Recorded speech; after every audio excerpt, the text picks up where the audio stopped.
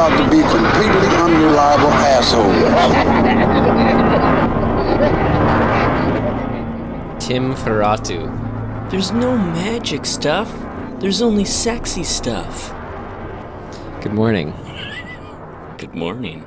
We always both have, like, I don't know, I always got to say your name. You always throw me off with something else. That's my job. Well, hi. Hi. And hi, everyone. Hello. Welcome to episode 45. 45, so close to 50. Is this like the golden years? Of what? Podcast life? Oh, because that's the age people say are your gold. I have no idea. What are you talking about? Yeah, 45. Yeah, 1945, 45, the golden age of dismembering horror. The podcast show where myself, Ryan McDuffie, Myself, Tim Aslin. We talk about what worked for us, what did not work for us, and anything we found interesting or noteworthy about a horror film that we've been wanting to see or was ideally suggested to us by you. Ain't that the truth? And we're on the hunt for what scares us too, for that hidden gold of horror, not so hidden gold, because there are a lot of top whatever horror movie lists out there. Yeah, about 1 billion of them. It's been a pretty hit or miss though, with just going off lists and suggestions. Yes, definitely. Which is why we got to do it. Yeah. We got to get in there and do it. So we hope you join us for this journey where, I don't know, no matter how good or bad they may be though, Tim, it's fun to talk about what they were and how they did it, because they are all in the realm of things we aren't supposed to look at. Yeah. Well, and definitely I would not have seen this week's movie in my life, probably, if we weren't doing this. Really? Why? I just don't think I would have come across it. It's on I mean, list. I It's know George of Romero. it, but I would look at the cover or, the premise and be like, eh. Even though it's George Romero? Yeah, I think so. Yeah. Because it's, I know Romero is doing a certain thing, and I've seen those things, and I'm like, I'm good. Mm-hmm. Just rather watch Avengers again? No, I'd rather watch the first Night of the Living Dead. You know what I mean? Yeah. It's like, if I'm going to watch a Romero film, I'd probably just pull that and be like, okay, yeah, I'm cool with that. Been a while since I've seen all those sequels I've been wanting to again, especially since they're those later year ones. I saw Land of the Dead only once in theaters. I think I saw that one. I feel like I saw that twice. That would be better than when it first came out without the expectations. Yeah, it was not. It did not meet the expectations. Right. Let's put it that way. But those are unrealistic expectations. Totally. That's why I want to see it again. Yeah. Well, if you hadn't guessed, we're here today to talk about a George Romero movie, Martin. So should we get into it? Play the trailer? Yeah. Okay, I'll say it again. Here's Martin. My name is Martin. I'm 84 years old. People think I'm crazy when I tell them how old I am. I'd like to be normal. I just have a sickness. The only way I can survive is by drinking blood.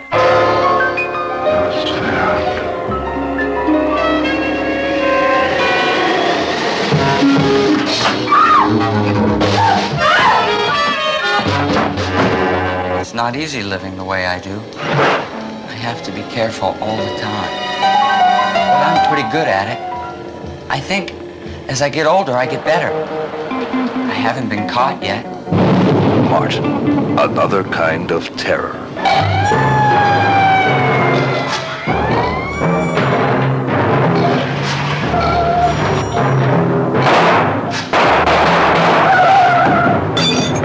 You see, people don't understand what's wrong. They think that I'm a monster. They think I'm a vampire.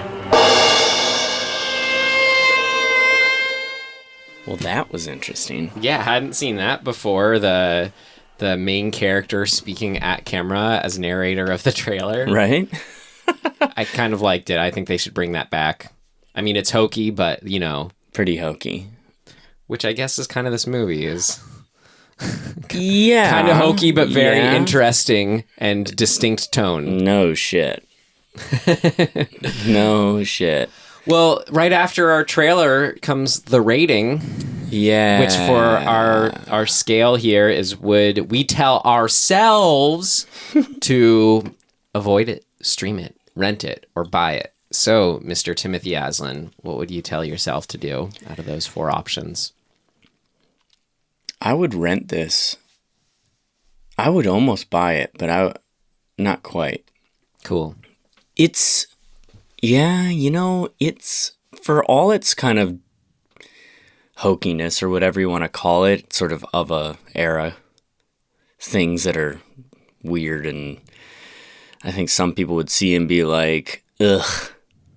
It's got some really fucking good thematic stuff going on. Yeah. And I agree. All the aforementioned, I think, is only working for it. Yeah. And in the context of the time that it was made, and obviously we'll talk about this, like, there's some pretty heavy, commentary going on. Mm-hmm. And I love that kind of stuff. So, yeah. So I'm a rent. Great. Me too. I give it the sort of exact, solid, hearty rent it. Yeah. Where it's like, for everything you said, I agree and would want to see it. Sheer entertainment value. Just that's, I think, why it wasn't up to a buy it for me. Like, I don't see myself wanting to revisit it too often, kind of thing. But just for its pretty unique. Yeah. Just a feel, and I guess that is a kind of Romero thing going on with it. Well, and I think before we watched it, I think you had said something about having heard that it might be kind of a drag, like it's a little slower. I said it has that reputation. Yeah. But I said that, like, I did not find that to be the case. I can see where people might be coming from, but I at no point was bored. I was like on board. Yeah, a lot with happens. This. I wonder if that's more so just the kind of mood of it is very dreamy. That's right. It's super moody. Mm-hmm. But yeah, so, But it's fascinating, like, when you get to those shots that are just so distinctly 70s of him sitting in the field with rack focus grass and flowers, and you're just like...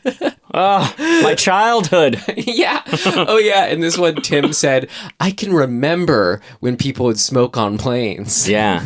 Like, my early memories, like I don't know when the first time I was on a plane was, but I remember, like, getting into the plane and being like, people fucking were smoking. Yeah. And, like, putting their butts out in the fucking ashtray in the armrest. We said that when watching it's crazy. The Colonel Sanders' uncle in this movie smoking his cigar on the train car. Yeah, that's right. That's what got us thinking. Do you fucking imagine being trapped in that little fucking tin can of a cabin of a plane and it's filled with smoke? I mean, that's fucking ridiculous. I mean, when it was Nobody that gave a pervasive, shit, yeah. I think my parents fucking hated that. Good. Like, they're just not, like, my dad's brother was a smoker, and I think they're only like a year and a half apart or 2 years apart. And so they shared a room growing up. Mm-hmm. And my dad was like a track and long distance runner, like very successful. Like, his high school won states, and he went on to do marathons and blah, blah, blah.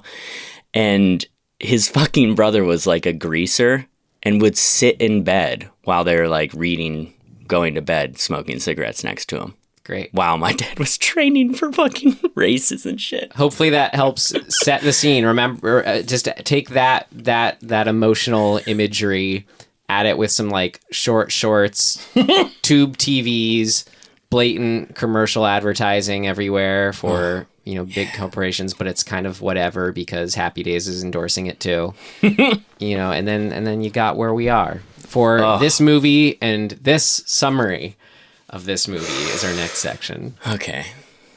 I'm looking at you. Okay, Martin. Yeah. I mean, The Tale of Martin.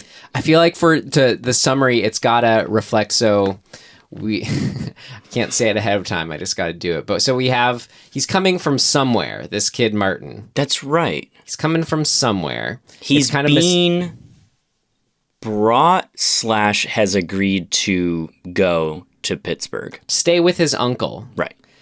So we get maybe he's just some kind of troubled teen, wayward teen kind of figure.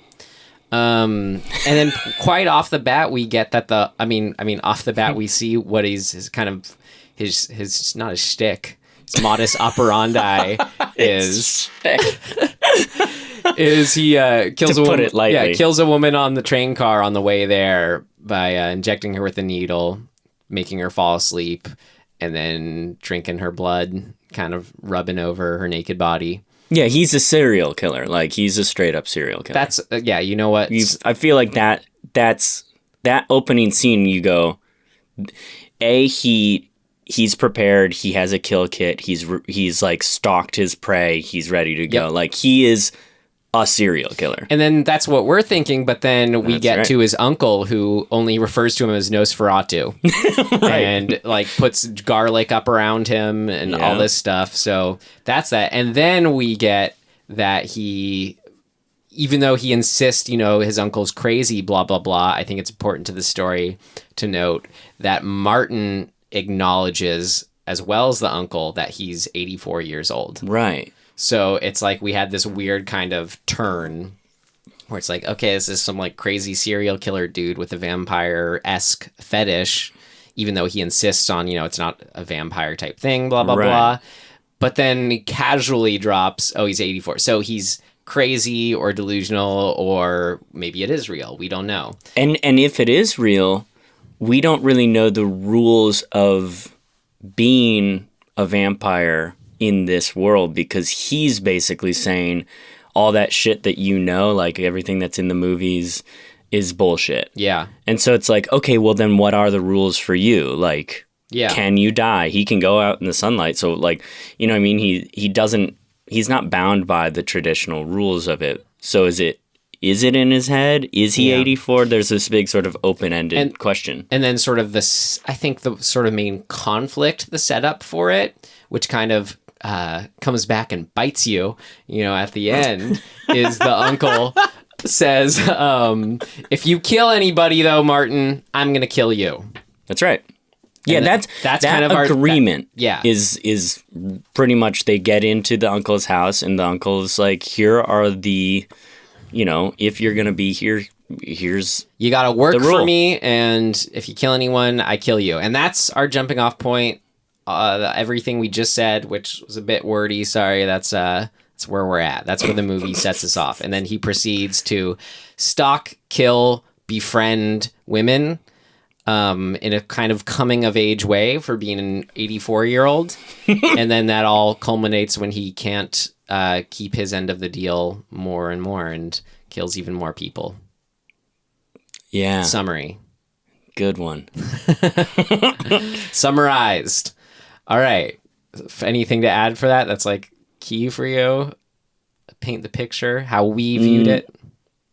No, because everything I want to say is like more in depth. Yeah, great. All right, we'll get into our first section, what worked for us. What worked for you? What worked for you? It worked like a charm, Smith. What worked for you?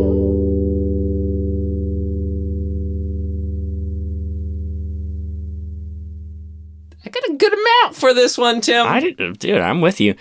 I will say, broadly speaking, off of the summary, the story, like the actual like nuts and bolts of the story, are really fucking good. Mm-hmm.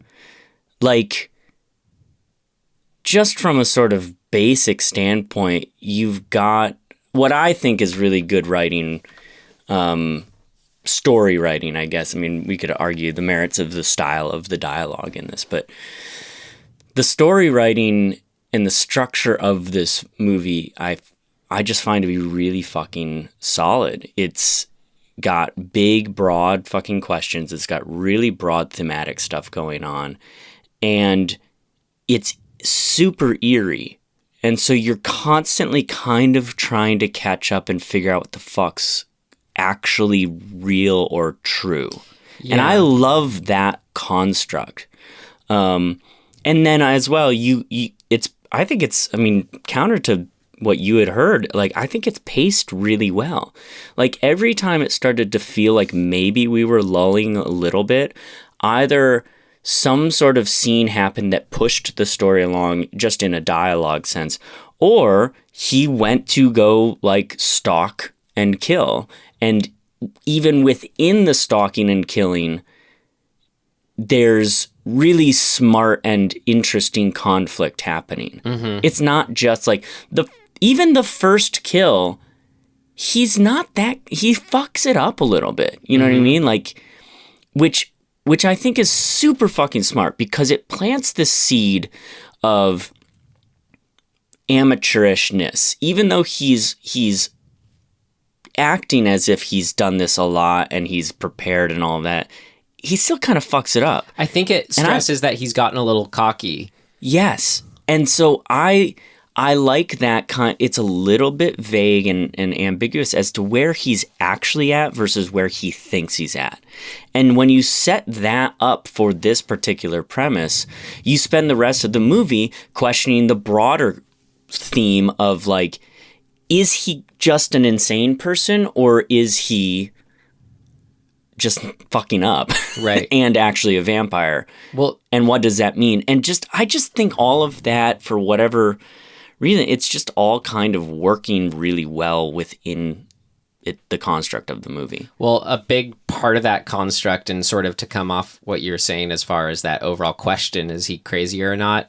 I wanted to mention, of course, those flashbacks and how those were working to do different things. But I mean, first of all, what you said, like, it kind of allows you to think, well, is this real or not? Because they're stylized, yet they're black and white, so we know they're sort of, you know, could be playing as from 70 years ago in his history, sort of based on the cars and the setting. It kind of feels like it's 1910s, 1920s, 30s. Maybe, it's kind of anywhere from around then. It's turn of the century-ish. Yeah. But then it also, you know, feels sort of fantastical enough. It could be all sort of a glamorized imagination or remembering. But I mean, that's right. My read on it was, I really like to imagine it was all real. That was just my personal take on it. I think I kind of start there too, where I'm like, let's just take this for what it is. But as the movie goes on, I think that there are little hints of just the seeds of doubt. Yeah, because it's like when I realized it was interesting when the girlfriend, the woman, like, says to him, oh, well, have you seen a doctor about it? You know, talking about how he's 84 years old kind of thing. It made me buy into it more. But at the same time, no, I could easily see that moment being read as like, oh, she's just kind of gullible or not gullible, you know, easy to buy something, or humoring him. Like, it's not actual proof of anything, but did sort of lull us into that possibility, I thought. Yeah. But I think but to say more about what the flashbacks are doing, like, they were contrasting, you know, then and now, meaning both in the sense of sort of what he was immediately doing. Like, okay, so he's going into this super 1970s house to stalk this woman, and then it's cutting back to him doing the exact same thing, but something that's like 20s, 30s, just the garb and the dress up. So it just sort of had this interesting, like, okay, he's still just his whole life has just kind of been the same thing with the dressings changing, you know, and I think I just liked that so much that I wanted to err on the side of this was all real. Well, I agree with you, but I would suggest the counterpoint of his flashbacks being black and white and being this sort of stylized thing of an era that really harkens back. I mean, it's visually harkening back to the Universal monster movies. It's got guys with pitchforks and torches. It's got sort of that, what do you call the sort of flowing, the flowing blousey thing that he's wearing? Yeah. You know, it's like, that's a very stylized, specific era, and it evokes a specific film sort of feel that we know, that's Right. really recognizable. And so when that pops up, I think it automatically, yes, you can initially say, this is just his memory. We can buy into that idea. But because it's so evocative of a specific thing, I think that's kind of one of the seeds of doubt of his, is he remembering this, or is this just sort of a construct in his mind of what it is to be, quote unquote, a vampire because of the influence of movies that depict vampires Right. in a very similar way to fucking Transfiguration, where he's referencing movies and books about vampires and he's deciding what's accurate and what's not. And I love all of that. I mean, it's part of why we like Transfiguration. Well, it's so I think that's cool. He's so in the flashbacks, as it was like mirroring the specific incidents that were going on then and now, but it was cool as far as also we just kind of got this general mood of like of I guess that's what you were saying, of like how even though this could be the film version of him getting chased back in the past, it could also be like the just how it actually was too. That's why it's cool, because both can exist and there's not a fucking specific answer given. Because we have these inner city 1970s cops chasing after him. And that is what that looks like, the now / then. But then that is how that would look back then too, right? He's just just hiding in shadows, just doing his thing. I think what it does is it sets up the unreliable narrator, right? Like, this movie's through his eyes. That's what I wanted to say, is just really interesting to contrast this with how he's it seems like he's overly insistent on it's none of it's real. It's the magic aspect isn't real, and that could, I don't know, but then you're always going on. It's like, but he also believes he's that old. Right. So that's what I was saying could be supportive either way. I don't know. I think I'm agreeing. I think that's really cool. Like, I think that makes the movie worth watching and renting, because you're constantly, you're kind of on a pendulum back and forth of like, oh, okay, I get, oh, it's this. Oh, wait a minute. No, it's the opposite. No, it's that. And like being sort of back and forth about it, I think is really fun because it doesn't let up. Right. You keep getting things that sort of confirm and deny back and forth enough that you're finally like, fuck. Right. Really, ultimately, I just can't trust this guy. And that's kind of ultimately the audience, the characters that are kind of representative of the audience kind of feel the same way. Right. I know, and it's ironic because that's just that interesting character trait of when someone's overly insistent on something, we doubt them more. Yeah. Like, it's magic. If it's true, you don't need to hammer it home usually. Yeah. Right. You can see it's his own inner struggle going on. Yeah. But it's also a good character trait to have this sort of unreliable narrator and then have him in turmoil over his own fucking like unreliability. Yeah. Because it's very much an adolescent perspective of like, the world doesn't understand me. Like, they're wrong, I'm right.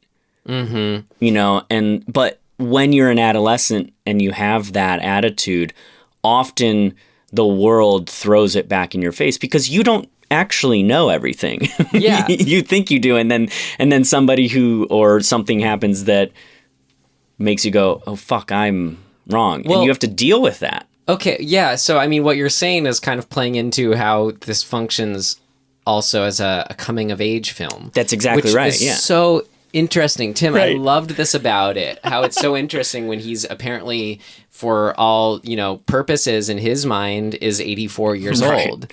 It's just that he appears this way. So it just gets you thinking, is like, oh, is not coming of age, is it tied to your age? Is it tied to how people perceive, including yourself, how old you are on a physical level? Or is it... Yeah, exactly. Yeah. Is it whether or not you fucking grew as a person, or you arrested or had your own development arrested somewhere along the line? Right. Like who? There's no like. I don't know. There's no like map that says, okay, at 18 you learn enough to move into the next phase of adulthood. And look who he's surrounded by, who all suffers from arrested development too. Crazy, overly religious uncle, the girlfriend who ends up committing suicide, clearly her own issues, the other woman having an affair. It's like all the unhappy marriage.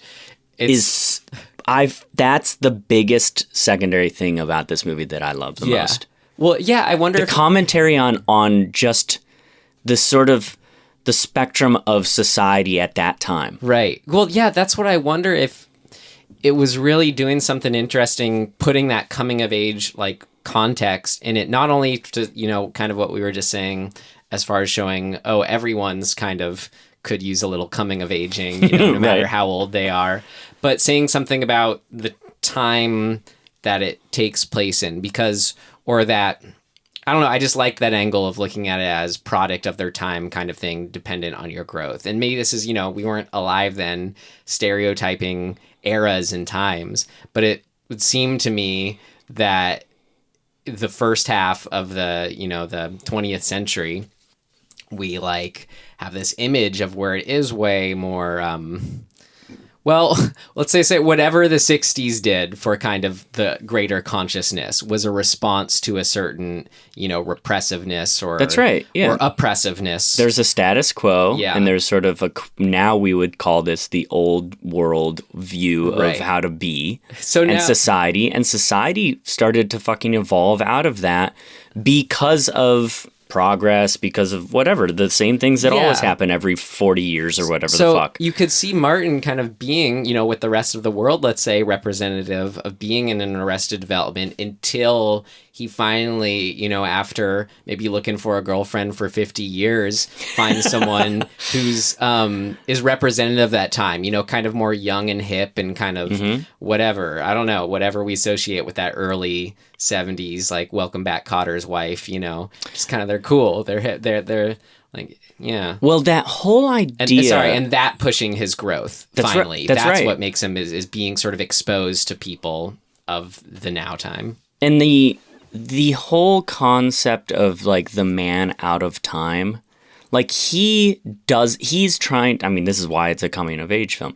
He's trying to fit in. He's trying to figure out what his place in this world is. And I think the 70s were kind of representative of that, where it's like we had gone through, as a country, in the States at least, we had gone through a major shift leaving the 60s. Vietnam War's over, the 68 to 72 was just fucking turmoil. And as far as crazy turmoil in the country. Filmmakers who are hip to this, like George... Yeah. And then you get this sort of back end of the 70s era that it's like, it's almost like the country economically was fucked. I mean, there was a lot of problems going on just in general. Yeah. And like people, I think, felt lost. And they're like scrambling for like an identity and something to hold on to. The 50s craze nostalgia was in. They're just looking for something. That's right. And it's also the era, it is the golden age of serial killers. There's a reason that there was this big, sort of blooming, maybe not the right word, but this explosion of serial killers in that era. There's a lot of people who are just completely fucking lost, so to speak. I tie that directly. It's as a metaphor, like a real metaphor for all that you're getting at is how we would be polluting at the time. Like, granted, it's still terrible now.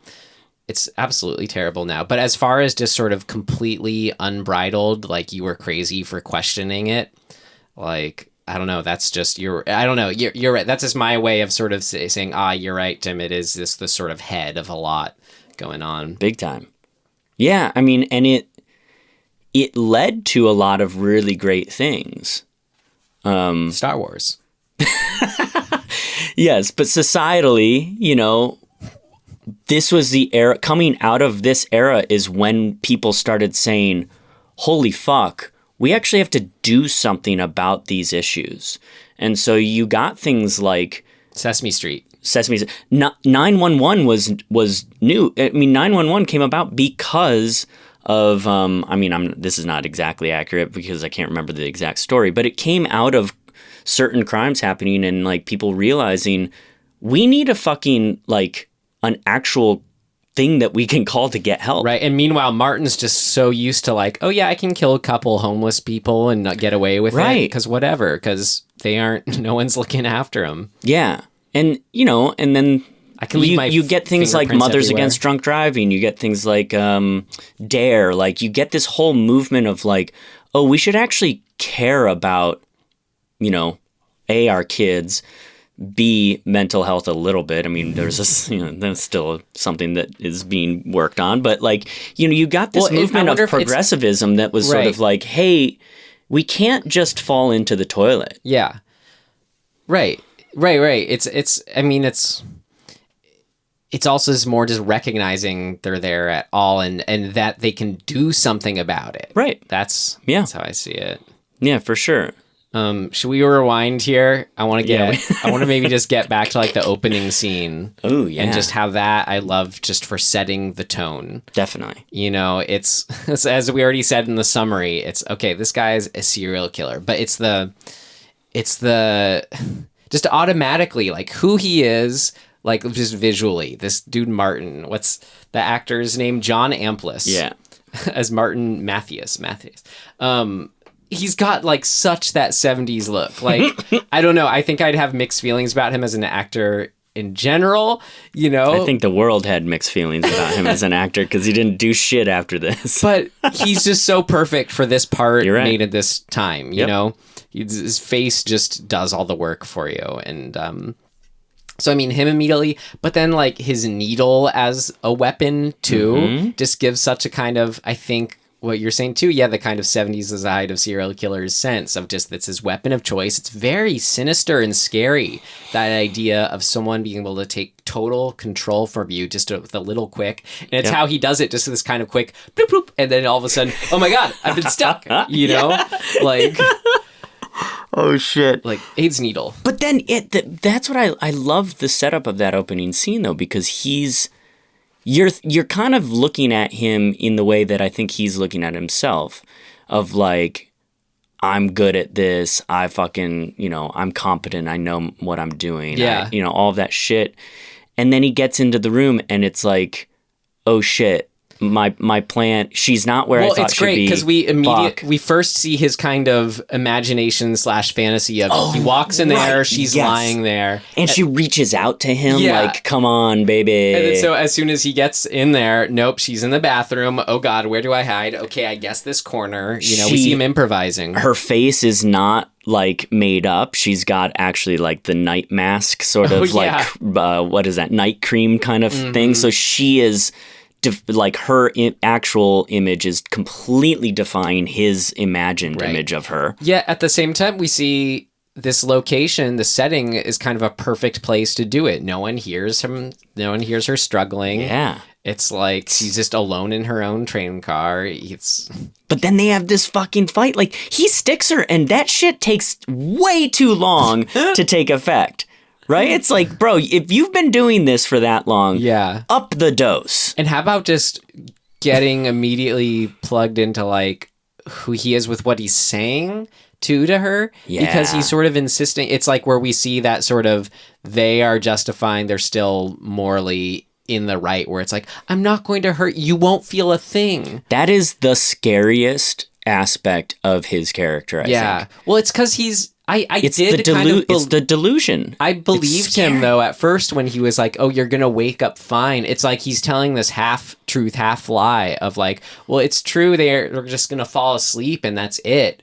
But then as soon as he gets to, you'll be waking up just fine. No, he's letting them bleed to death. Come on. And to sort of macroly zoom out to that in terms of like a broad theme, like I think that's a lot of how people felt about authority or about the world, that they've been told a lie constantly. Everything's going to be fine. We'll figure it out. Like, we'll take care of you. And that was fucking not true. Yeah. Like, that lie crumbled.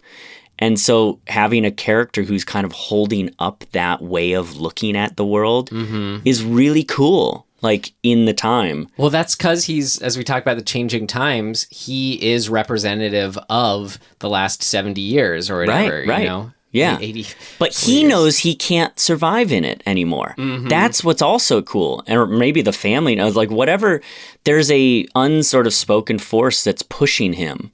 I don't know if he knows it, because that's why he still kills people despite his uncle. He's still feeling like he can get away with it. Yeah, you're right. Like, Maybe he doesn't know. Remember how confident, like, when it gets to the ending and he's killed the two people, he's running away from the cops. We're like, dude, what are you doing? Like, the cops are right there. But he's just like, kind of just casually like, oh, I'm just getting away. Like, he's just so in the mode of when you've been doing something for 80 whatever years and getting away with it. And yeah, exactly. It's like, even though we only see the one flashback, I kind of imagine that this is just his own personal history repeating itself over and over and over again. I thought this was a really good example of how, screenwriting, it's not about hard and fast rules. Yeah. Because he doesn't go through a character. I mean, he goes through enough change of sort of like, finally like getting the girlfriend and stuff like that. Finally not just, having necrophilia as an outlet that he admits to. But as far as like a kind of actual change, no, as we just said, by the end, he's just still just pushing his luck, which he doesn't even have to see as pushing his luck because he's been doing it forever. So it's more an exercise in contrasting him versus everyone else. Yeah, and I think it's a very specific and cool character arc to have or to watch, where the character is given opportunity after opportunity to be self-reflective enough to make a change or to have some sort of catharsis or to sort of, grow as a character. And they do not want to do it. And they recognize it. They consciously go, I see what this is. I see that I'm supposed to be this way, but I'm fucking rejecting it.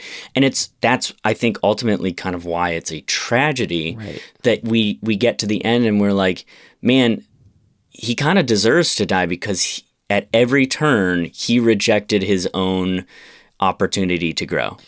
Which I think we see most clearly as far as where he's given an opportunity to grow. Super fascinating moment. It's like this was like just like, I don't know, where I think what you were saying is that everything going on thematically is just so perfect. The girlfriend committing suicide before he could kill her. It's the best. Like, that's a moment where it's cool. We kind of see his sadness for the first time for someone, yet he's probably planning on killing her, and like, maybe that relationship is fucking awesome. Yeah. So I guess traditionally that is just the B story, isn't it? And it's where just he pretty sees standard. himself as older than her, yet it kind of feels like, the sort of a 30-something woman with he's 18. Yeah, she's sort of a disgruntled housewife. Like, her husband, she says early on, like, her husband's out, fucking gallivanting with girls and whatever, and she's lonely, and she's like, but they have a chemistry, they're an attraction. She likes him because he doesn't say shit. Like, she says that, she's like, you know what I like about you? You don't say anything.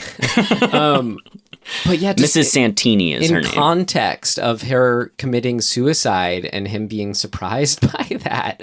Also, her suicide is what gets him killed. Yeah.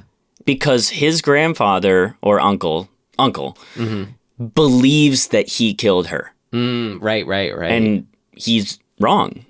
And yet, I didn't put that together because I mean he was just killing so many other people. Not so many. But Mrs. Santini is the only kill that the uncle knows and finds out about, and he says, "I know you killed her." Right. And then 2 scenes later or whatever, he stakes him. It's like whatever though. He killed the other woman and the homeless people. Right. But the uncle doesn't know that. Yeah. I mean, Mrs. Santini killing herself is the reason Martin gets killed. Yeah. Which is ironic, which is great. Yeah. Irony. But that was a great moment seeing him react to that. It just sort of got you to go, why her? After killing so many people. Yeah. And did you feel like his reaction to that was actually sad? Or it felt just enough of ambiguous, like, I was like, I'm not sure he emotionally cares. I think he just acknowledged, he's like, oh shit. I think he was struck with, yes, I think the situation, in theory makes him sad or something he would feel sad about, but how connected he is to the emotions at the present is what I think is questionable. Yeah. And I kind of want to, circle back to what I said about, a character example of a script of the character not growing. But I think what I mean by that is like, you can also, and this is, sort of remembering what happened now better. It's also a matter of, you don't have to show them grow if you show them the moments like we just talked about where they have an opportunity for growth and we see them choosing not to. Mm-hmm. Like it's about seeing someone, it's about seeing the decisions they make, whether it's to go along or go against something previously to their character. Talking about his character, and you talking about the girlfriend saying, "Oh, I like you, you don't say anything." I just really liked how he was an example of the kind of person, and it was fun playing out, where everyone calls him shy and quiet, yet we see his actual self or his real self is also a sort of beyond confident. It's just not a question of being confident or not. He's super outgoing, loud, assertive when he's in his mode of like doing his thing. When he breaks into the woman who he's planning on killing, but she's having an affair already, he's like, "What are you doing here?" Just like he's in complete just sort of comfort control of the situation. Well, and he's like a fucking like little monkey or panther or some shit. He like leaps across the bed and like stabs the guy in the shoulder and plunges him. Yeah, like it's and then he's out the door. He just poked me. What did he say? He just stabbed. I think he says he just shot me. Yeah, he just shot me with something. Also, that was so great. Can we get to that scene? It was incredible as kind of the centerpiece promise of the premise. Just the sort of cat and mouse through this whole house of like watching in a sort of very viable real time of sort of working with the phones. Yeah. And can call for help? Let's not call for help. I don't know. It just played out as a sort of great It's real-time. Almost like its own little sort of mini film within the film of like a home invasion just sequence. And it's fucking good. Yeah. I kept thinking like, this motherfucker is so like we had said in Transfiguration, it's like he's so fucking brazen. He's just wandering in. He's not wearing gloves. He's fucking just like thinks he's got it all under control. And then perfectly like you would expect, and sort of like the first scene. So the first scene sets this sort of like structure up, is that he gets in there, thinks he knows what's going to go down, and he's thrown a curveball. Yeah. And he's got to deal with the curveball. And it's fucking good. And it's a scene. It's like shit's actually happening. Yeah. And there's fucking stakes, and you find yourself kind of rooting for him, and you shouldn't, because he is, don't forget, a huge piece of shit. Yeah. Like, he's the worst person. He's fucking killing people just because. We just get caught up in his stakes of having never been caught. That's right. That's a fucking good place to put your audience. Mm-hmm. The conflict of, like, who we sympathize with. Yeah. And he sucks. Fuck him. Like, he's fucking killing and raping women and saying, just on its surface, he's killing and raping women and saying, oh, but this is, I have to do this. It is a really fascinating because it's my sickness exercise of just the fact that we've been with him and not with this woman and the guy she's seeing, like that's as much, it takes as little as that. Like this is just some fresh stranger we haven't grown to sort of appreciate in their own way or just know in whatever way. Well, and it's not just any stranger too. It's representative of a certain class in a certain place. They've got 2 cars in the garage. The husband is this sort of like bankery feeling dude. You know, he's a little bit swinging dick. Like I'm super confident. Like when Martin shows up initially to stake the house and pretends to be deaf, the woman is kind of simply, she's like, oh shit, he's deaf. Okay, you know, like, do you have any change? And the husband's like, fuck, like this fucking shit. And you know, so like we're having a little eye-in of like classism and you know, so we as an audience then when he goes to stalk them and goes after, they double up on us disliking this fucking household because she's having an affair. So she's morally corrupt as well as just sort of, you know, like, what would you call it? Like societally corrupt. You know what I mean? So it's like that is helping us sympathize with him when we fucking still shouldn't. Right. Like he sucks. He's a fucking murderer. He's a fucking serial rapist and murderer. I wonder how much it is too just in film where it's like when you're watching something play out real time and there's a clear kind of goal at hand. It doesn't matter how sinister or evil the goal is. No, you're right. You sort of are attached to the outcome happening and is it going to happen or not? And whether we morally agree with it or not, there's tension in seeing if it plays out or not. The tension is the key. Yeah. It's perfectly set up. Yeah. So that we're on the edge of our seat going, what's going to happen? It's just interesting how that can override any kind of pretty much moralistic.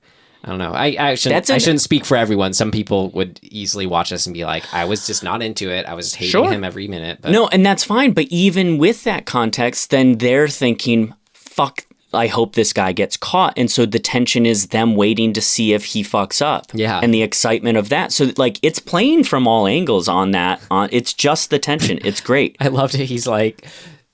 poking them with the needle like multiple times. Like, I know. Recharging it, you know. I know. That scene is so good. We're waiting for them to pass out. Eventually they do. He's such a snake, too. He fucking like, you know, he goes downstairs, gets on the other phone. He's fucking with them. They're trying to call. They're yelling at each other like, get off the line. You're on the line. Get off there. Stop dialing. I can't remember. It's great shit. I don't want to say I went as far as sympathize or empathize, but like, I feel like I'm a really similar character or person like to he is, and just is this, you know, a kind of how they act to the world sense. I'm with like, you. I could see myself, where he was just a step above kind of where we're yelling at the person for doing stupid things, and it's like I felt like, okay, I'd be doing that same thing as if I was in a situation as far as, you know, holding up the phone, kind of hiding behind these little spaces. I don't know. I think that helped me be invested too. Well, because you can get on board with the broader context of like the just the shittiness and the like, I don't know, the craziness of people and how they react to situations. Yeah. Where it's like you can actually kind of step out of that situation, and if you were in that, if you were the guy that gets shot with the shot, you would deal with that situation much differently. But he's this big fucking oafish dude who's just gonna like lumber around and be like, yeah, do it, do this, shut up, grab the phone, call somebody, just call somebody. Like that's not how you would do it. Mm-hmm. So when and she's kind of freaking out and yelling at him, so you've got this like, it's basically like a kid watching his two parents fight, and it's like the kid's like, I'm just gonna fuck with them. Yeah. And that's, you know, that's a pretty standard. That's why I say there's this adolescence to him that we actually can, you know, relate to. Yeah. And that's such a, it's such a head fuck to. It's kind of a carefreeness associated with youth, you know? Right. And so to be the audience feeling like we're on board with him or we understand him in spite of his being the worst person ever, that's a pretty fucking intense thing to sit and cope with while you're watching a movie, you know? Yeah. It's great. Well, we should, it's like turn the fucking, you know, camera around on us. So all this is going on, and what's also great was going on, Tim, what you called out was the theme stated moment. Yeah, it's pretty theme stated in the face. Where what someone tells him, or he tells someone else, I forget. He says it. You can't. Who does he say it to? It's just a voiceover, maybe. Yeah. Anyway, the line is, "You can't make people do what they don't want to do." Yeah. That's this movie explores that. So, and again, I think a good theme, even though like that's written as a statement, it's not a statement. It's a question. Yeah. It's like, when is this applicable? To what extent is this applicable? That's a good theme or use of theme. Yeah. That's why I've said that before. I'll say it again. It's my marching orders is like we use film to explore those topics, not to be definitive one way or the other. And if you can say something definitive, well, then it's not interesting enough. And it is sort of the one thing that he states as something that he's kind of learned. Yeah. Well, it's... Oh, wait, when was that? Or... Like when he's saying it, I'm just saying that by saying it, he's kind of making a statement to himself that I've learned something through the course of all of this. Right.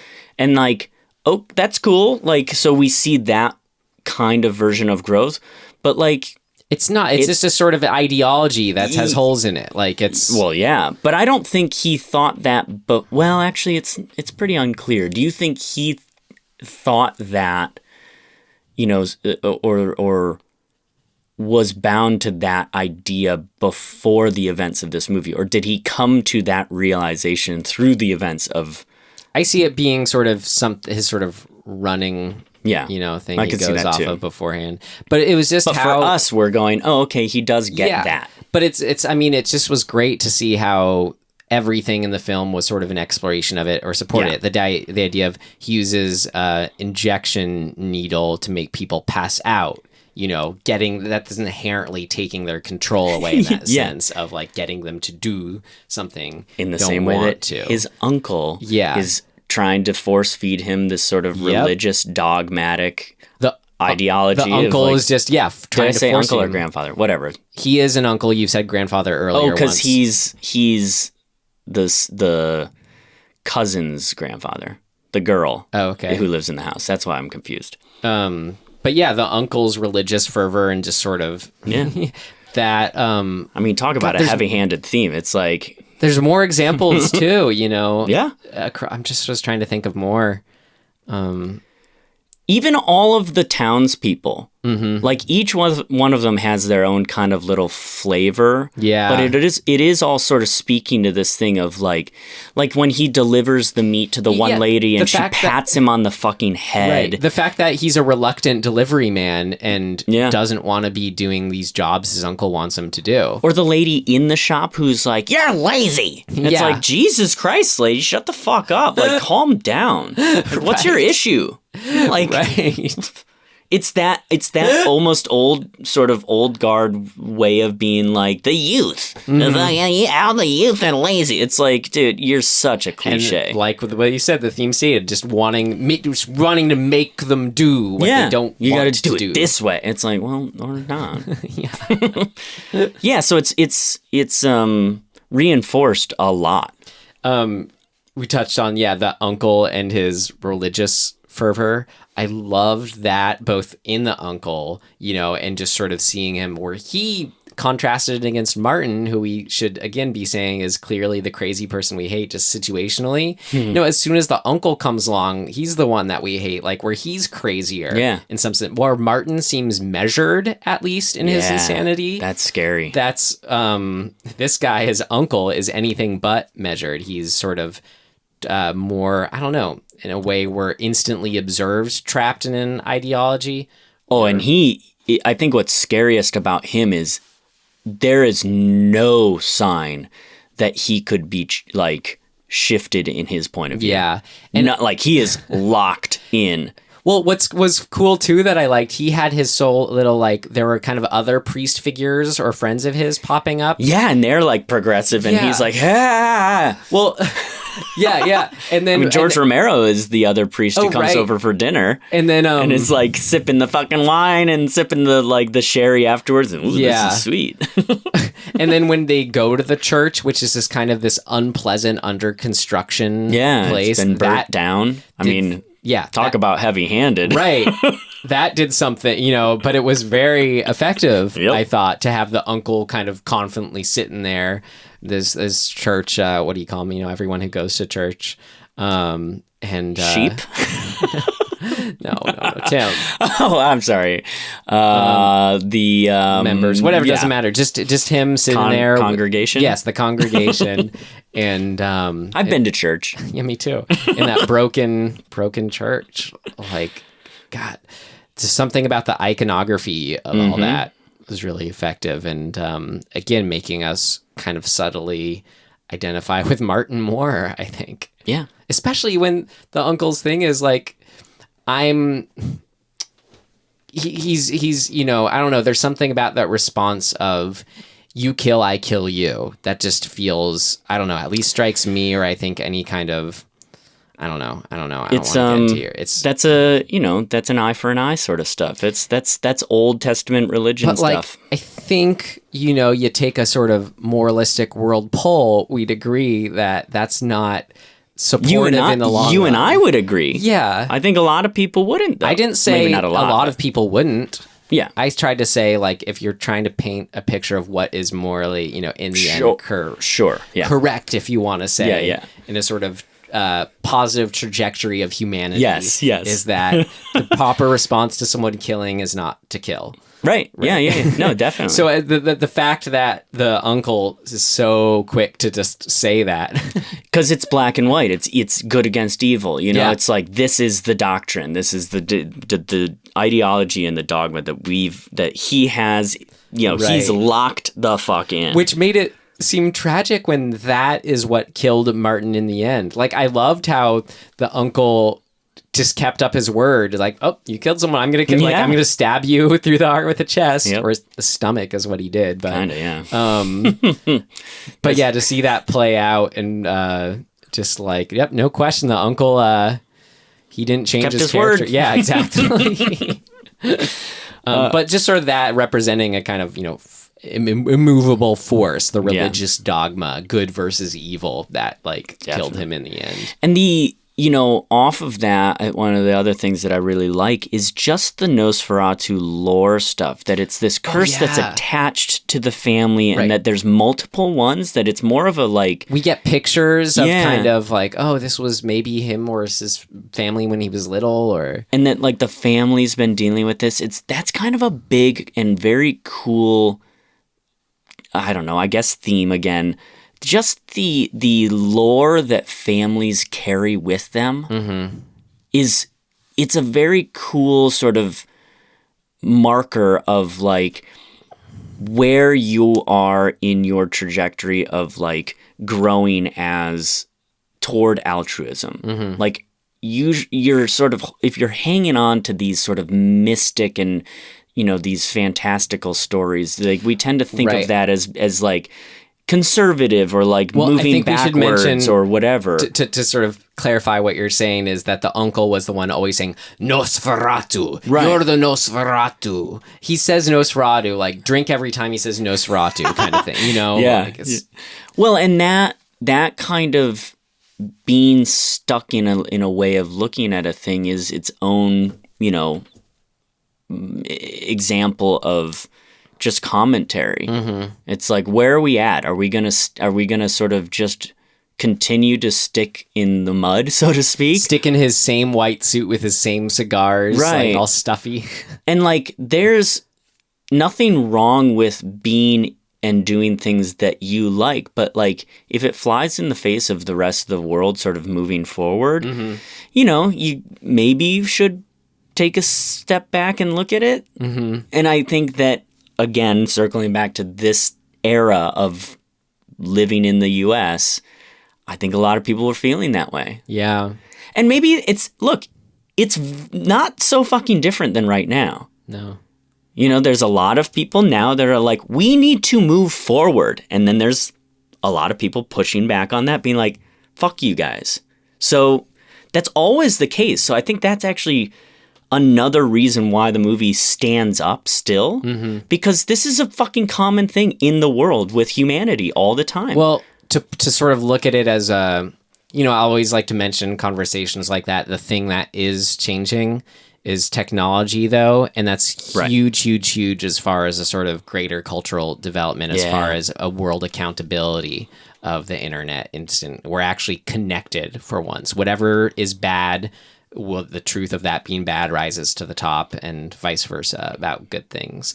So to tie that to this film, I think a sort of early incarnation of that linkage, technological linkage, was the radio show he's calling into. Yes. Like whatever sort of we maybe as more like progressive minded people are attaching to in almost liking Martin, as sort of, but in contrast to the religious fervor, the stoicism, the stuckism, is the radio show audience are equally kind of fascinated by like this outside figure.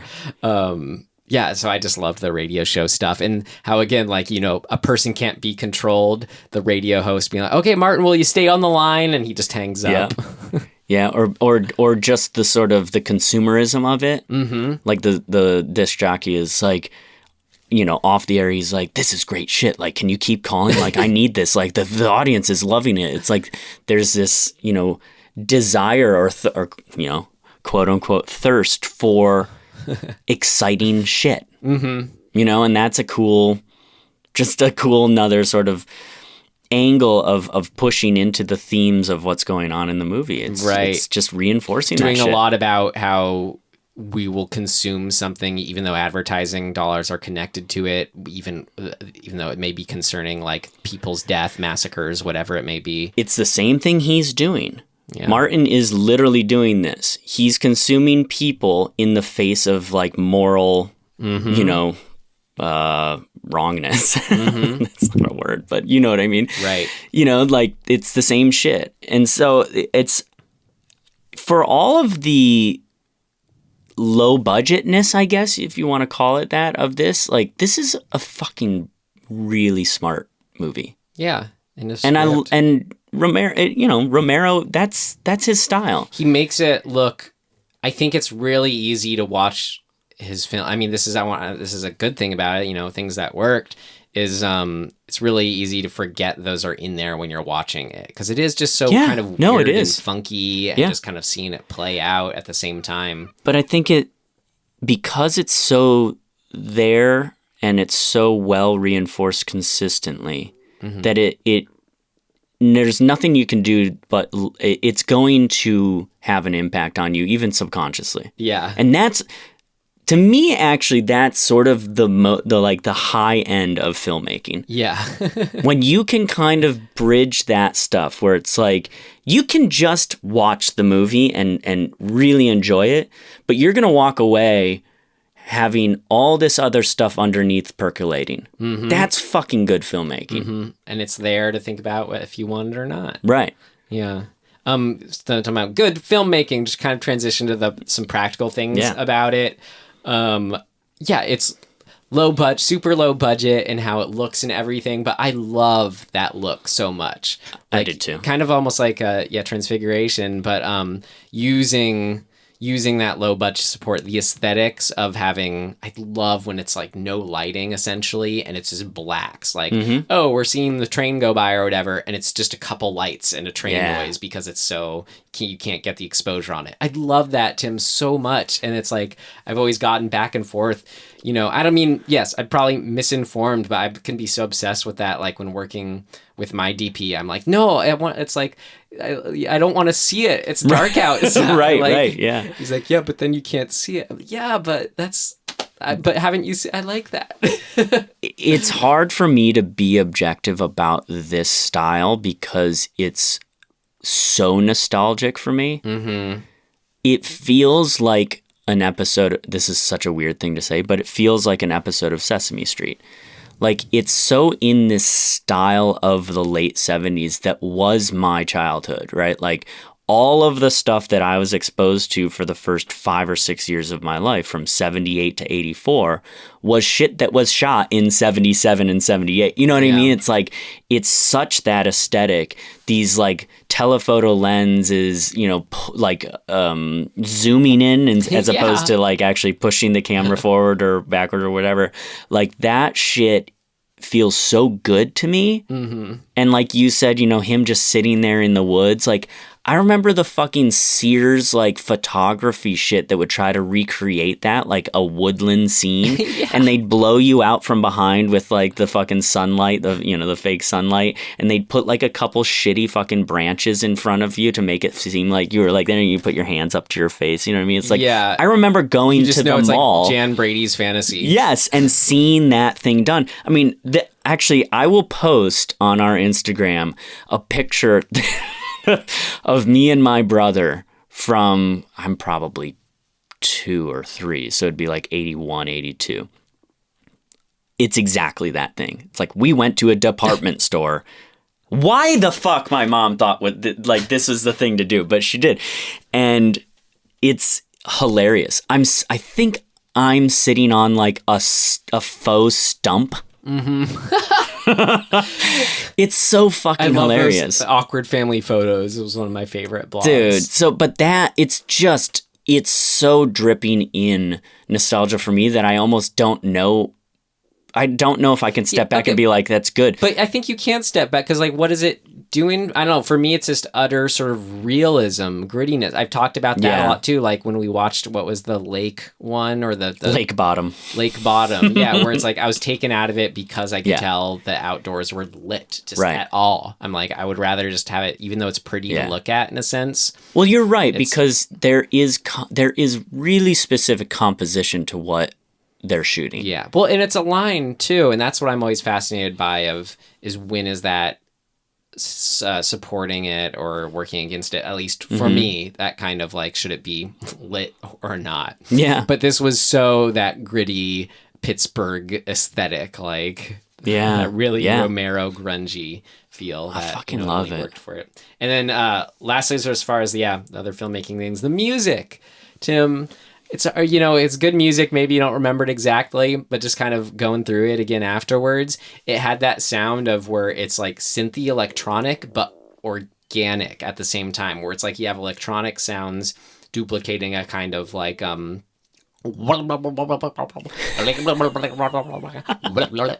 kind of where it sounds drippy and wet, yet at the same time electric. That's cool. I love that sort of that mixture, I guess.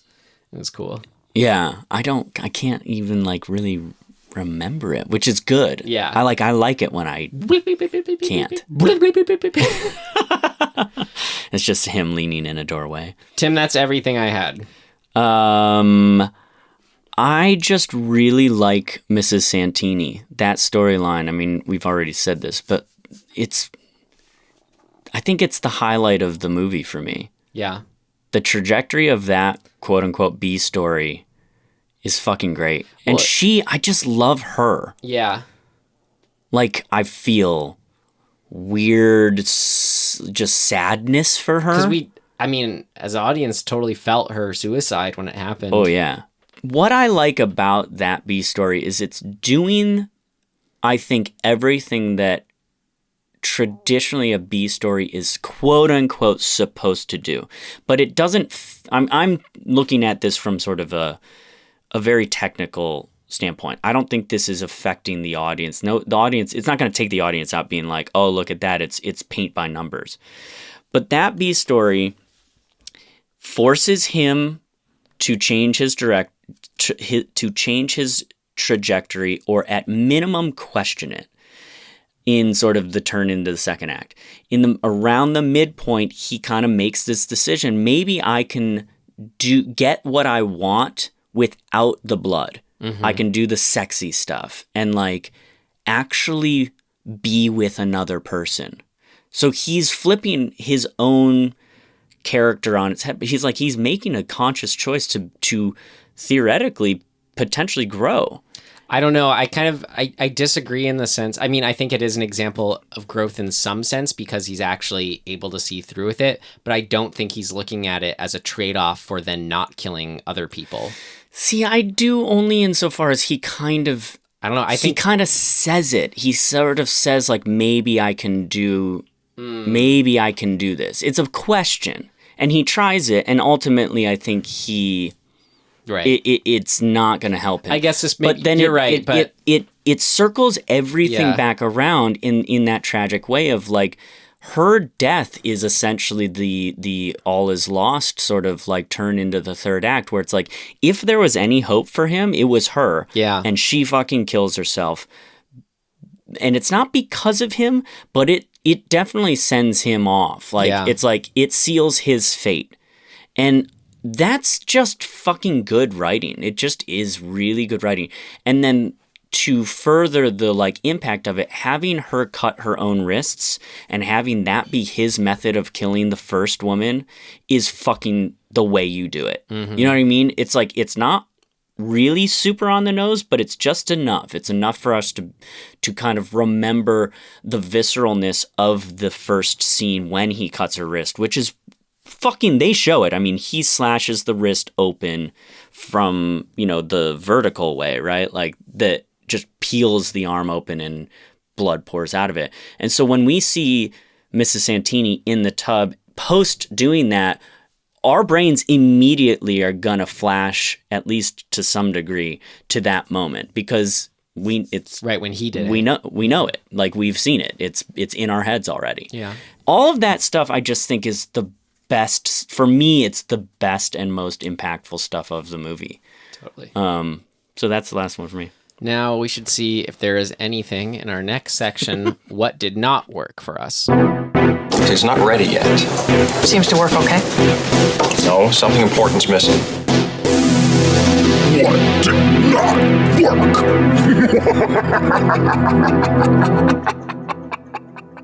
I don't know, man. It's hard. Like, yeah, I couldn't think of anything. And then just sort of in reviewing it, I thought like there's just some of those cheesy moments where it's like maybe of the acting where remember like he goes delivers the meat or whatever and it's that woman's looking down at him just like kind of out of nowhere. Oh, you must be Martin. Go around to the side.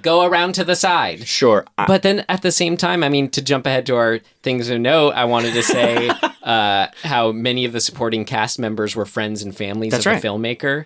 Like, I don't know. It's hard to at the same criticize time, that. I like it too, you know? I thought the exact same thing. When that woman popped out, I was like, oh, she's somebody that lives in town who they asked if they could use the house for this shot, and maybe George knows her, maybe not. But either way, she's a local, and she's doing the best she can. She's obviously not an actress.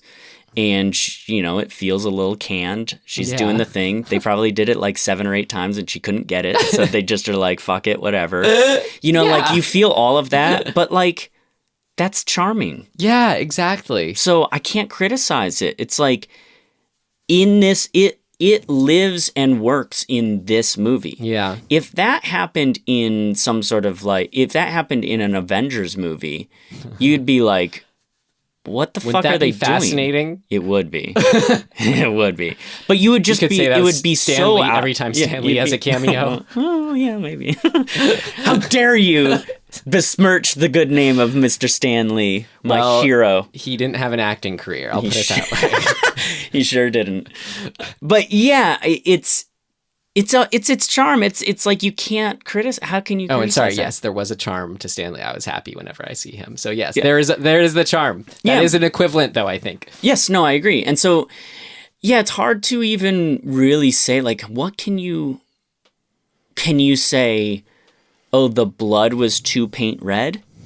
Yeah, that. Can you do that? Like it was that kind of like odd 70s stage red blood, like, but at the same time, that was the norm. So how can you? Right, but at the same time, it did all the right things for me. Right. So I'm like, I'm really like, I don't have anything really. I mean, there were times when I was like mad because I don't like Martin. And I found my right, but that's I was the movie. mad I didn't like the uncle, and that was the point. Yeah, so I'm like, the sister. Oh, she's not the sister. She's a cousin. Mm-hmm. Christine is her name. Christine. You know, she's not a great actress. She probably isn't even an actress. Right. But she is good at being the cousin. I mean, and yeah, to jump ahead to like things of note, again, maybe something that didn't work for me was Tom Savini without his mustache. Yeah. Yeah, that was unsettling. Yeah, that's all we can. That's all we can pick. Fuck. I mean, I just don't really have anything. Actually, I have one thing, but it's not. I don't know what to think of it, I guess, is sort of why I put it here. There's a couple scenes where there's a few black dudes outside of a grocery store, and they're kind of just being like, I don't know what you would call it. It's like yeah, what are they yelling at her exactly? They're being kind of harassy, and I'm thinking like, I don't like this depiction. You know what I mean? I think it's a little like racist and on the nose, and like just what the fuck? Like, why is that even in there?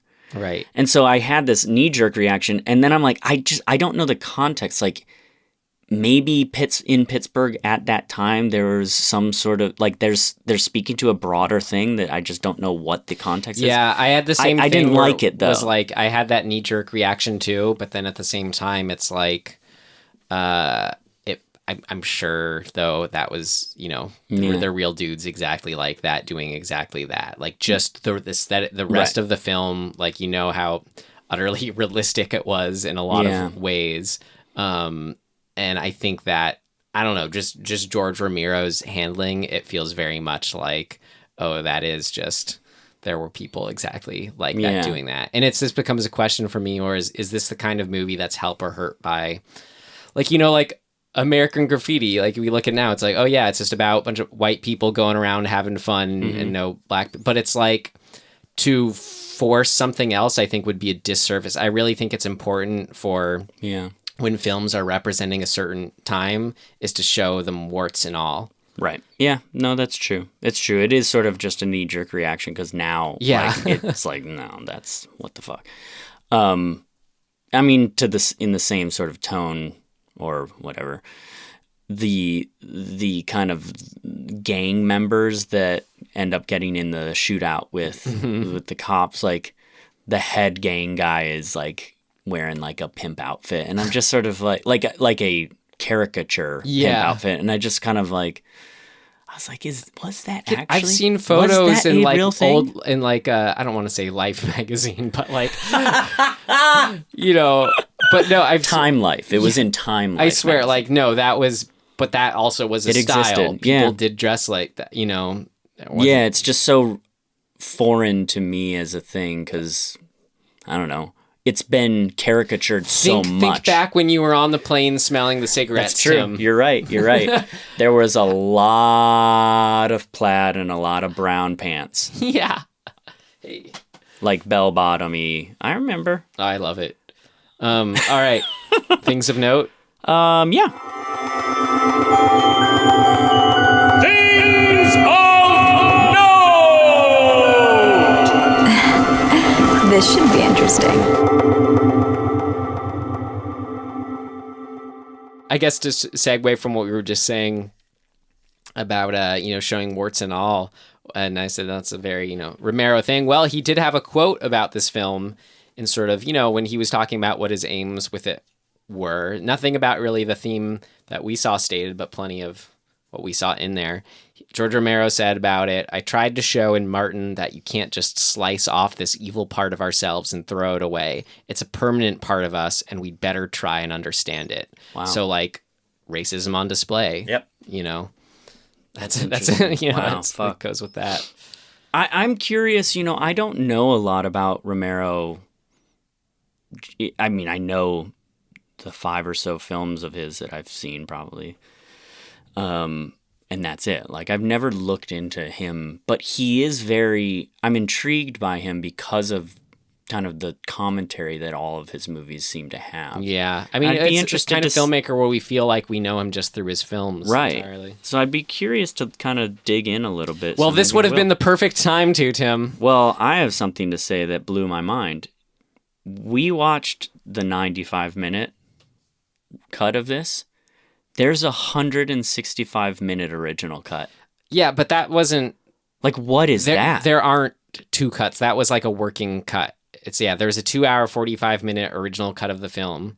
That never came out or never, like, became a thing, right? I guess I'm saying that's like how every film has that version of it, you know? Yeah, but why is it listed? Like, that seems...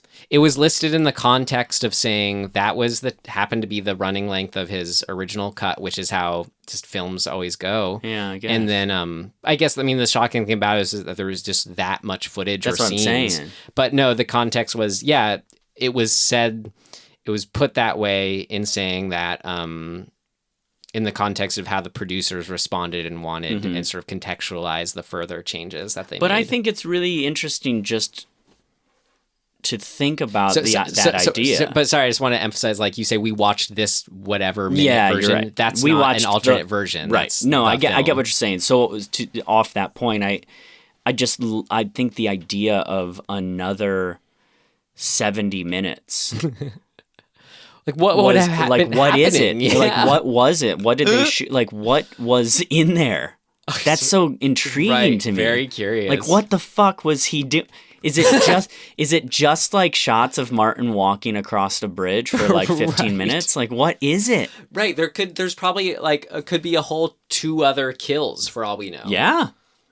Like, really interesting. So you mentioned Tom Savini. Or That's I on wonder mine. too, like actually something I meant to say in Things of Note, but is applicable here. Like We're in Things of Note. No, sorry, I should have said in what worked for me.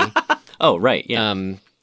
But is applicable here too. Maybe that missing footage. Like I felt that the uncle and the priest characters, it felt like they had their whole other movie going on amongst themselves of like, oh, this nephew figure who's Nosferatu comes in. Like I wonder if that could have been a greater part of the story. That's is their point of view.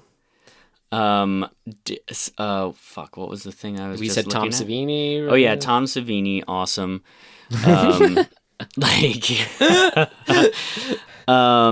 Fuck, now I've lost it. What was it? Oh. So that's what you were just talking about. The priests, or not the priest, sorry, the uncle. Lincoln Mazel, I don't know how you say that. This is like basically the only movie he's in. He was a local, like, theater actor.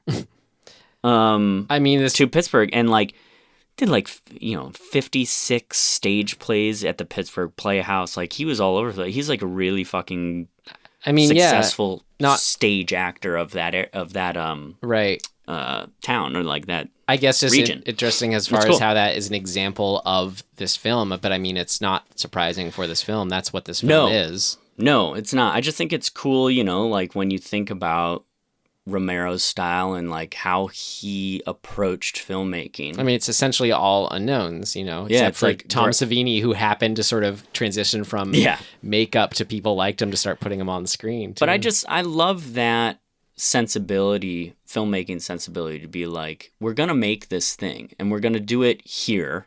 Mm-hmm. Like we're gonna be local. We're gonna make it. And we're gonna make it with people who are around us and who are good. And to speak I love all how that. low budget it was is a budget of $100,000, but he told all the official commission people, blah blah blah, that it was $250,000, just because he didn't think that they would believe it, just to give it that extra air of it's low budget, but not that low. Yeah.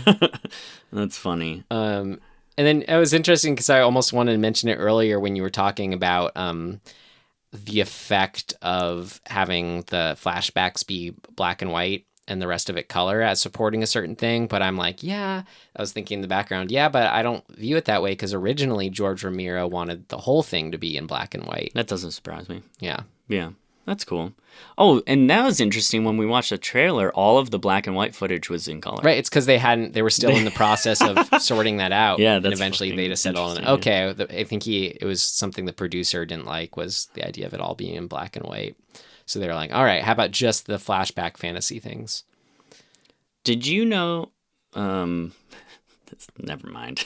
The last thing I had, which we've already touched on, which I thought was really interesting, was just we got to compare it to the second film we've watched in our show, The Transfiguration, which you should see if you haven't. It was on Netflix when we watched it. What episode was that?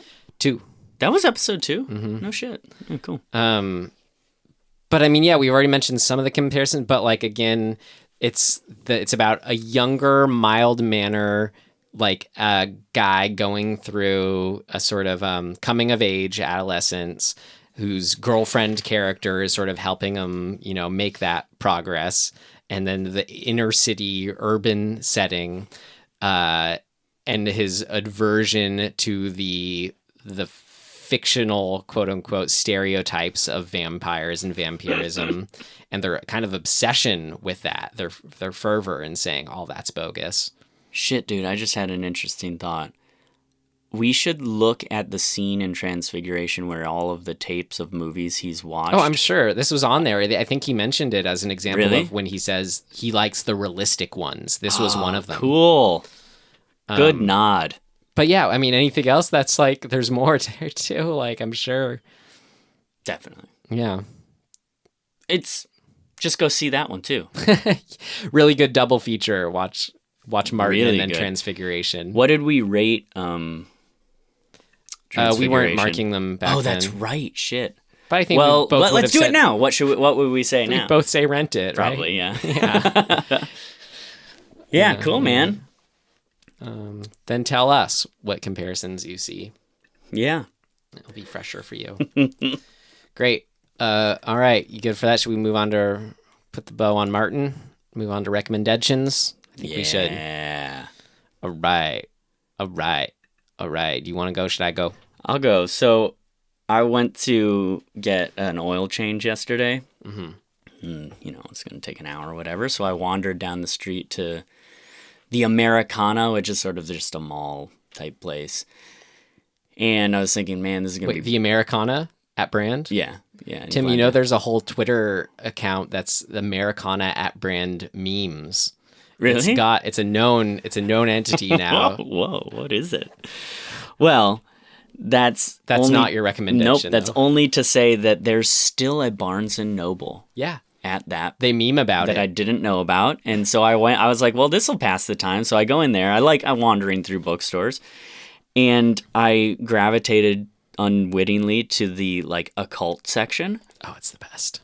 And I pulled a book that's called The Necronomicon because of Evil Dead. And I I'm have like, a copy of that. I have of a that copy of it. actual book. Dude, I was reading. It's fucking awesome. I actually started reading it and was like invocation for this. Yeah. I was like, dude, this inspires me. I feel like I can already start coming up with a story for a script based on me going and opening this book up. There's there's a ton of them. I used it as a prop in a super, super silly little short I made with a friend in high school. Yeah. There's really fucking great disclaimers in it. It makes me wonder what the fucking context of whoever wrote it and published it, because it's purposefully vague. Mm-hmm. So I'm gonna recommend that as a book because I'm gonna pick it up and read it as well. Necronomicon. Yep. That's awesome. Listen, everybody. Be very careful. I don't really see it as the rules. something as a start to finish read, but more power to you, Tim. It's $7. Just fucking get it. It's fun. Flip through it. You don't have to fucking read it top to bottom. Great. Yeah, use it wisely or not at all. Yeah, just Ideally. remember, you have to invoke the light to protect yourself first. You do. So a couple weeks ago is when I last left off setting up the 3 eras of Godzilla films. That's right. And I was like, maybe I won't use it for RecommenDEADtions because I'll just kind of have it be a section. But you know what? Honestly, I'm always struggling to fill our RecommenDEADtions. We have plenty of foreseeable episodes. I figure I might as well use the space to get into a string of Godzilla movies. So first one up from the original first era of Godzilla films from 50 through 54 through 75. Is it the, oh God, I'm forgetting right now. It started with an Showa. S. Yeah, the Showa era. It's hard. So it's of course, see the original if you haven't. Yeah. So I was trying to choose between, out of a certain era, between Godzilla or Mothra versus Godzilla and Ghidorah, the 3-headed monster. Mm-hmm. They're both great. I kind of I love the Mothra ones. Mothra is my favorite out of the Godzilla monsters, but it's sort of more known, I think, Mothra versus Godzilla. So I want to recommend out of that earlier era, Ghidorah, the 3-headed monster. It's great because it acts as an immediate follow-up to Mothra versus Godzilla, which kind of that era of Godzilla films kind of eschews at a certain point. It's got the original, the sort of best director from the era who directed the original one and kind of the better of the subsequent ones, Ishiro Honda. But why I want to like so much of those of the Showa era of Godzilla films, what ends up being indicative of those for me is that you have some sort of like alien ancient race kind of, antagonist creatures, which are just Japanese people with like weird helmets. Sunglasses. Yeah, exactly. One time they're like secretly cockroaches. It's like once they kill them, there's a cockroach at their place. Cool. But since that's so indicative of these films, I thought, well, the first one that kind of does that is this Ghidorah, the 3-headed monster, and so it's fun because it's watch that one out of them because it's like. Yeah, it has, and it's where they sort of make the transition of Godzilla being more the savior, all that stuff. Are these readily available, or did you have to like really track them down? This one I think was streaming on Criterion, but hint, they're on archive.org in really good quality. Also, wow. Yeah. Okay. So that'll be my first recommendation out of the Godzilla films. Sweet. Cheesy, good, but good, fun. Cheesy good. I love cheese. I'm made of cheese. That's all I eat. Kind of disgusting. Yep. Next we just a nice aged cheese. I believe it's my turn to pull next week's movie, Tim. Yeah. Here, I'll hand you the hat. Here you go. Whoop. Wait, Ryan, what? The book behind you is moving. What is that?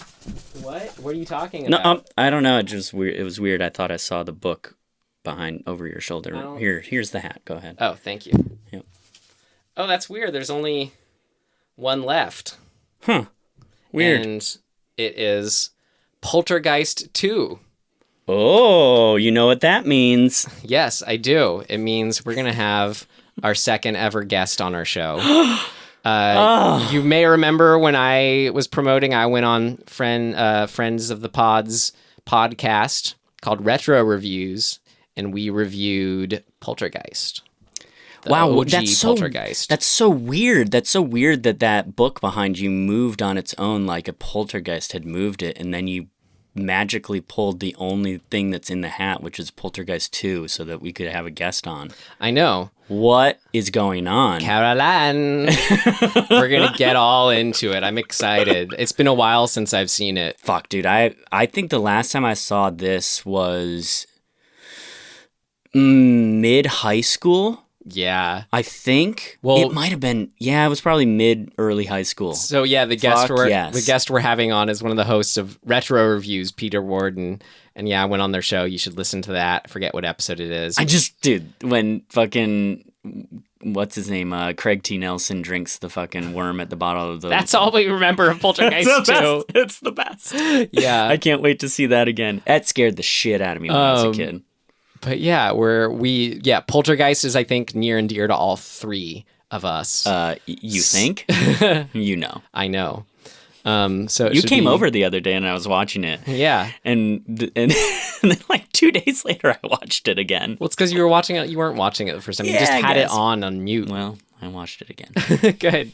And yeah, I watched it recently for Retro Reviews. So you should listen to that episode, get some context, and then tune in next week. And, as a curiosity on our show, maybe a little separation from it, we're going to see how Poltergeist 2 holds up. Mm-hmm.